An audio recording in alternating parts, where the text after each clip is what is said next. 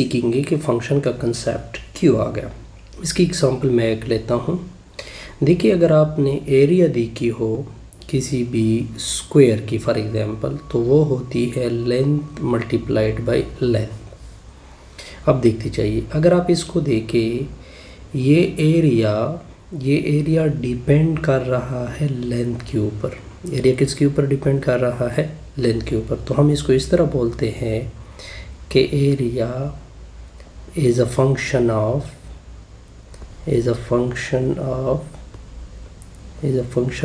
Length. यानी जब भी इस वजह से हम ये कंसेप्ट लेके आते हैं फंक्शन का, क्योंकि हमें डिफरेंट जगह पे दिखाई देता है। अब आगे देखते हैं एक, अगर मैं वॉल्यूम को ले लूँ, वॉल्यूम ऑफ किसका वॉल्यूम है? स्फीयर का, तो वो इक्वल होता है 4/3 पाई आर क्यूब। ये इसको मैं शॉर्टली इस तरह लिख सकता हूँ। देखिए, ये तो कांस्टेंट है, इसका मतलब है कि किसके ऊपर डिपेंड करेगा? आर के ऊपर। यानी वॉल्यूम डिपेंड ऑन रेडियस, इस तरह कह सकते हो। या हम इसको इस तरह बोलेंगे, volume is a function of R. ठीक है, इस वजह से हम किसका कंसेप्ट पढ़ते हैं? फंक्शन का कंसेप्ट पढ़ते हैं, क्योंकि डिफरेंट जगह पे हमें किस चीज़ का कंसेप्ट नज़र आता है? फंक्शन का कंसेप्ट नज़र आता है। ठीक हो गया? ओके। अब देखिए, अब हम डिफिनीशन पढ़ते हैं फंक्शन का। देखिए, फंक्शन एक किरदार है दो सेट का। कितने सेट का? फॉर एग्जांपल, ये आपका सेट, एक सेट ये है, फॉर एग्जांपल मान लो ये सेट x है, एक सेट आपका ये है, मान लो ये y है। फंक्शन क्या कर देता है? इन दोनों सेटों को जोड़ देता है। मान लो कि किससे जुड़ गए? f से। अब किस तरह जुड़ गए? सच दैट ईच एलिमेंट, यहाँ पे जितनी एलिमेंट होंगे, देखिए मैं सारे का बात कर रहा हूँ, देखिए जितनी भी होंगे वो सारे y के एलिमेंट के साथ क्या होंगे? कनेक्टेड होंगे। पहली कंडीशन कि सेट x के सारे एलिमेंट सेट y के एलिमेंट के साथ क्या होंगे? कनेक्टेड होंगे।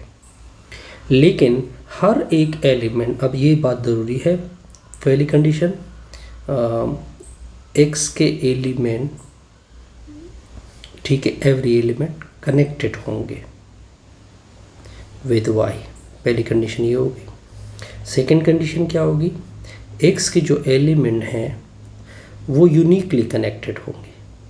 यूनिकली कनेक्टेड का मतलब कि फॉर एग्जांपल अगर ये एलिमेंट इसके साथ हिस्सा लेगा तो दूसरी किसी और के साथ हिस्सा नहीं लेगा, तो इसको क्या बोलते हैं? फंक्शन बोलते हैं। ठीक हो गया? अब इस चीज़ को हम प्रॉपर मैथमेटिक्स देते हैं। फॉर एग्जांपल अगर ये फंक्शन बन रहा है तो मैथमेटिक्स किस तरह लिखोगे? अब वो चीज़ मैं आपके सामने रख देता हूँ। देखिए ये x हो गया, किसके साथ कनेक्टेड है? y के साथ। तो आपने एरो इस तरह बनानी है।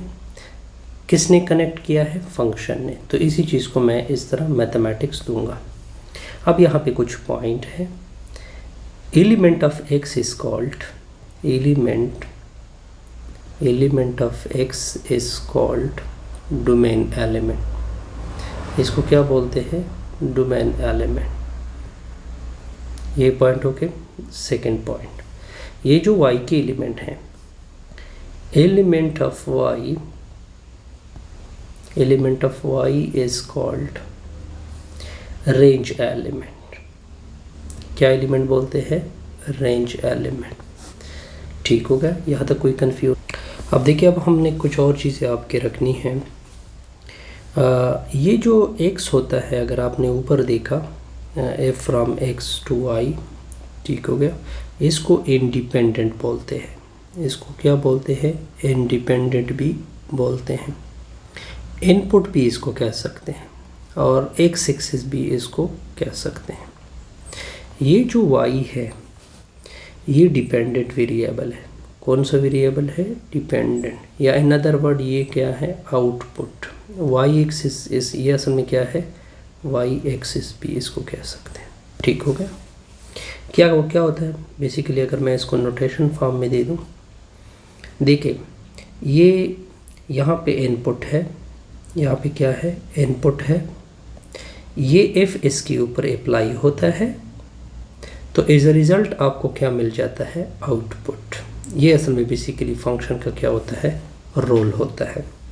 या इसको हम इस तरह भी लिख सकते हैं, फॉर एग्जांपल इनपुट की मैंने जगह स्मॉल एक्स रखा, ठीक हो गया, आउटपुट की जगह मैंने क्या रखा, स्मॉल वाई रखा। इसका मतलब एफ किसके ऊपर अप्लाई होगा, एक्स के ऊपर, हमें रिज़ल्ट में क्या मिलेगा, वाई मिलेगा। यानी इसको हम इस तरह भी नोटेशन दे सकते हैं। स्विस मैथमेटिशियन लिबनीज़ ने सबसे पहले ये नोटेशन डिस्कस की है। स्विस मैथमेटिशियन यानी लिबनीज़ ने ये टर्म डिस्कस किया है। फंक्शन was discussed by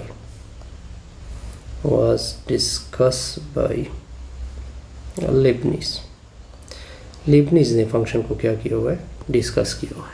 इससे हमारी ये वीडियो क्या हो जाएगी, कंप्लीट हो जाएगी। ठीक हो गया।